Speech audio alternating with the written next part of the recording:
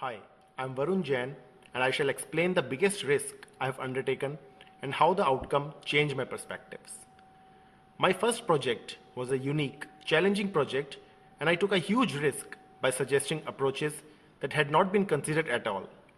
The project was an EP project and was contemplated to pose a career suicide beyond the engineering phase, and any mistake would have resulted in my immediate termination, not only from the company but also from the industry. Now let me tell you a little background about the project to bring you on the same page as me. My initiation assignment was a project that was to be the first of its kind ever handled by Mott MacDonald. The challenges faced almost every day were thus never undertaken before. Due to the diversity and exclusivity of the project, it was divided into two different parts. First engineering and then procurement. The engineering part of the project was relatively simple due to the company having decades of experience in the engineering field. But the problems began arising when the project entered its procurement stage and traversed the threshold of expertise of the company. The cost implications and lack of knowledge about the site requirements, the company was not in favor of appointing a dedicated procurement team, and I was asked not to question the judgment or take risk that could lead to problems. But having worked on the project since its very beginning, I was very well aware of the project demands and had confidence that I could successfully complete the project. This gave rise to a situation where I had to make the decision which could make or mar my career. It was a great risk to undertake, as even a small error at site can result in the tripping of the plant, or in the worst case scenario, an explosion, which would have resulted in great fiscal loss, or even loss of life, and me being fired and put behind the bars. My immediate lead refused to offer support, and hence I came to rely on my own instincts.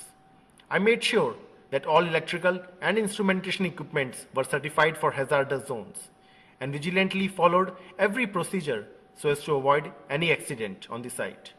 For further safety, I personally appointed a safety officer with my own salary and against my senior's judgment to ensure that the safety was not compromised at any step. As a fresher with no prior experience at site, the risk of failure and miscalculation always loomed in the foreground, but I accepted it as a challenge. In layman terms, what I did was the following.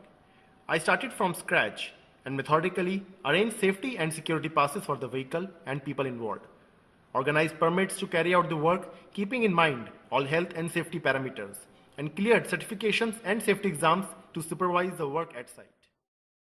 Being a junior, the confidence others had in me was alarmingly low, and the vendors were initially reluctant in working with me.